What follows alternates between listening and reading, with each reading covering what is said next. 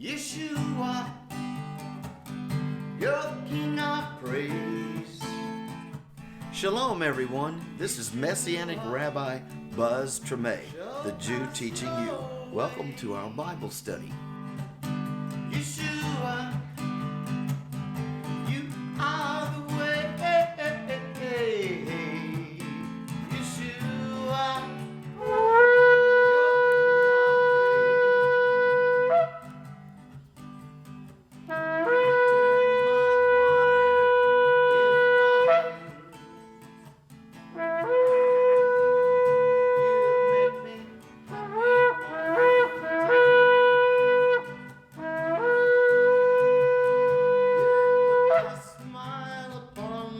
Good stuff.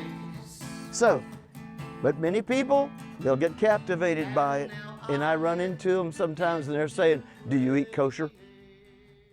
I said, I'm in the new covenant. The law was a shadow of the reality to come. It was pointing to a greater truth. Oh, you've got to keep it, especially if you're a Jew. Oh my God, you've got to eat kosher. I said, I live in Louisiana.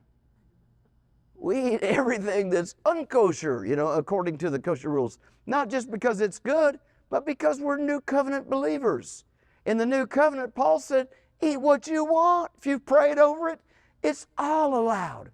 What was Peter told by Yeshua in the vision when he saw you ought to hear the interpretations people give of that.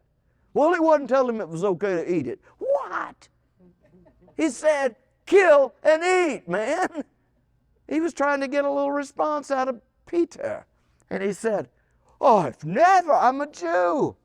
I come from all the way back to Abraham 2,000 years ago.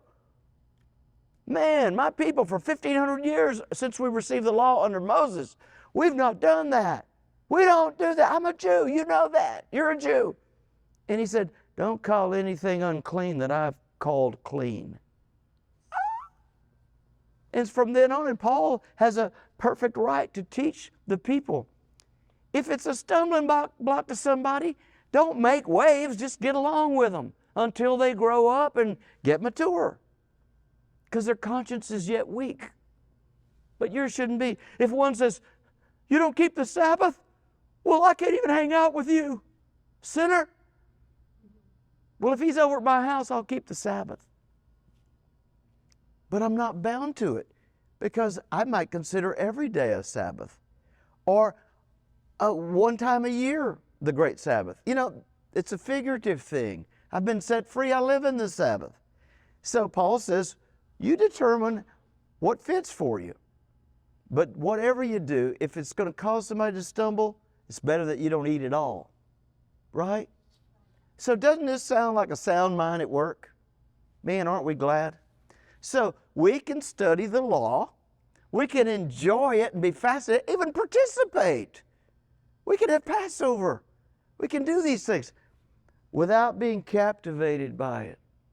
It's not going to capture me and make me a slave where my shoulders are drooped down. My head should be high with freedom. And what happens after you become captivated? Get into the Torah and bind yourself to the Torah, and the next thing you know, what's going to happen? You're going to be so frustrated. Oh my God. I was asked to speak in to a Messianic group in Chattanooga, or not Chattanooga, but somewhere, Cleveland, Tennessee, up somewhere. I was asked to speak.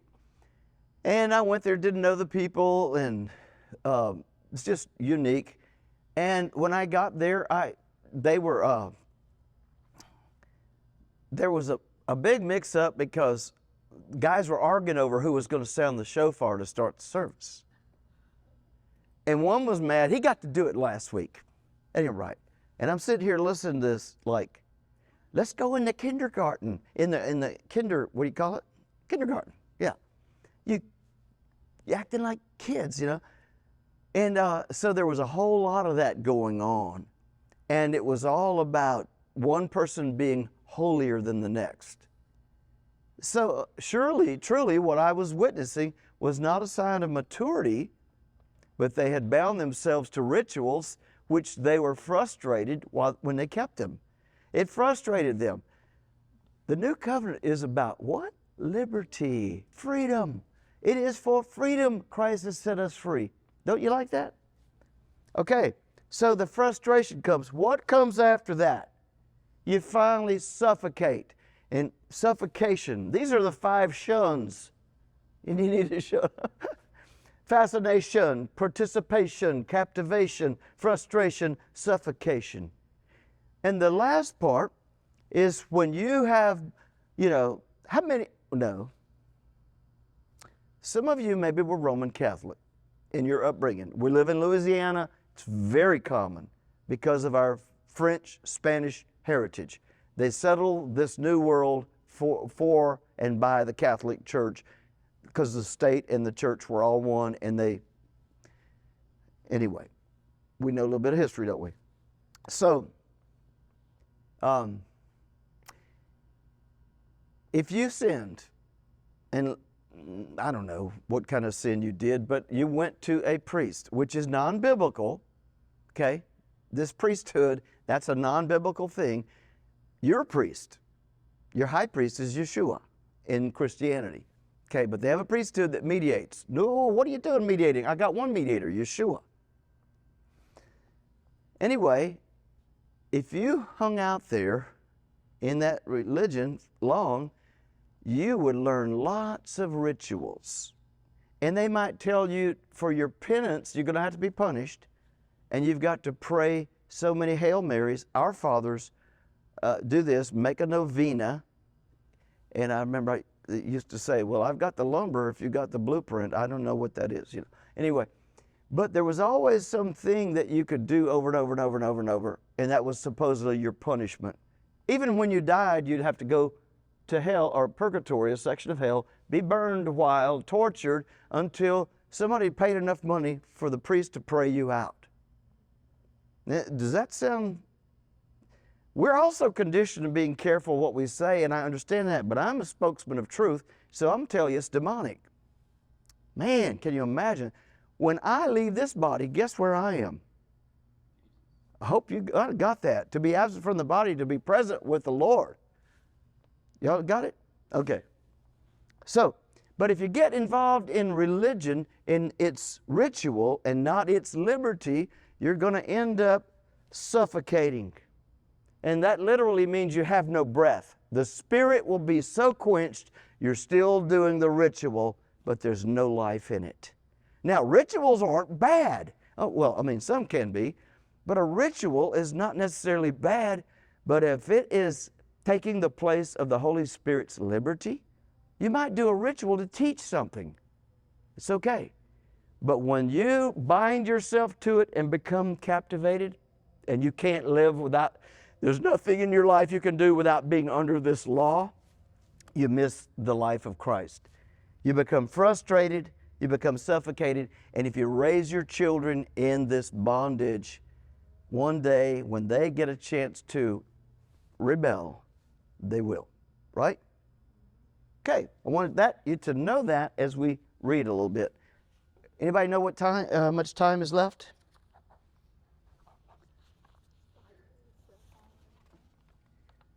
No, what time is it? 5:37. Oh, 5:37. Early in the morning? Yes.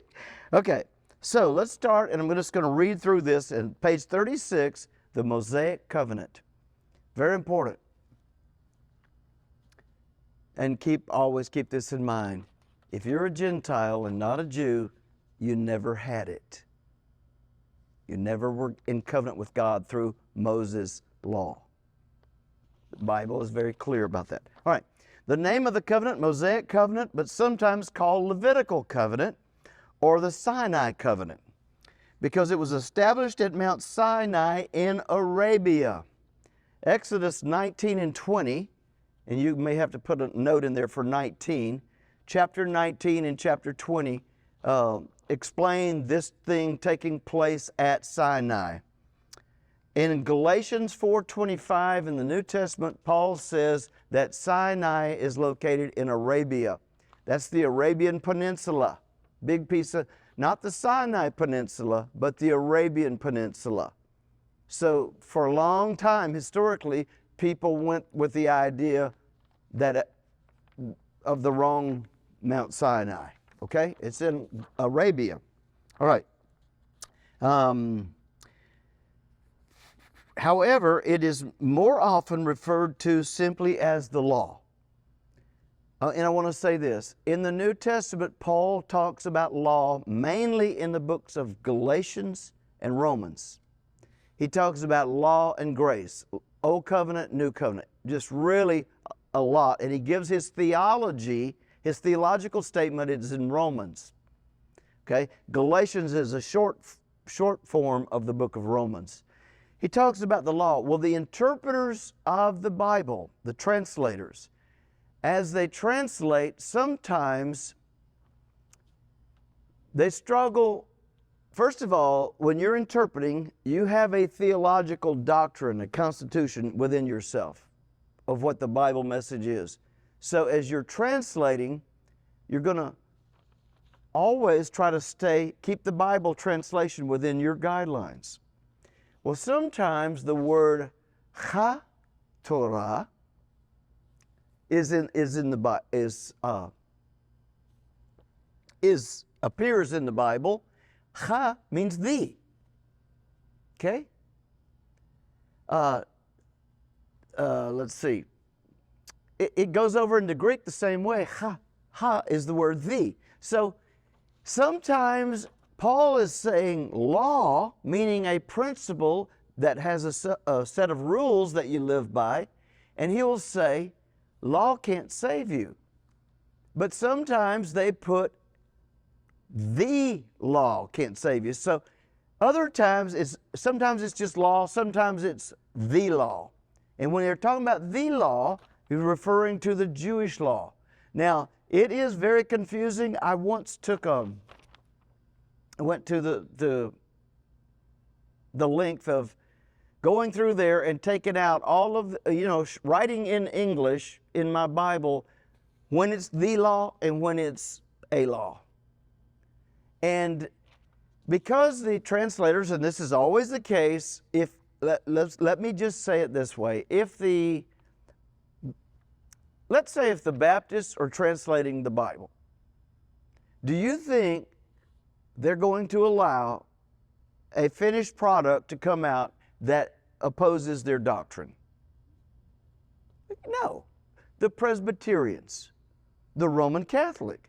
Of course, the Roman Catholic, it doesn't matter that much because their people don't usually read the Bible. It's just the way it's set up. They didn't, for centuries, you weren't allowed to even have a Bible. They'd burn you and the Bible. So, anyway, we sometimes have to understand, is he saying the law here? Or is he saying a law?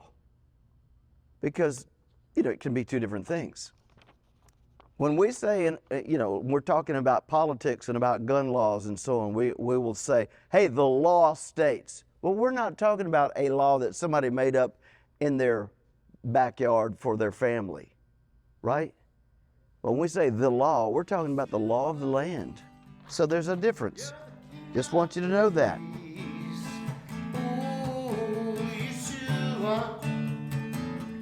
Show us your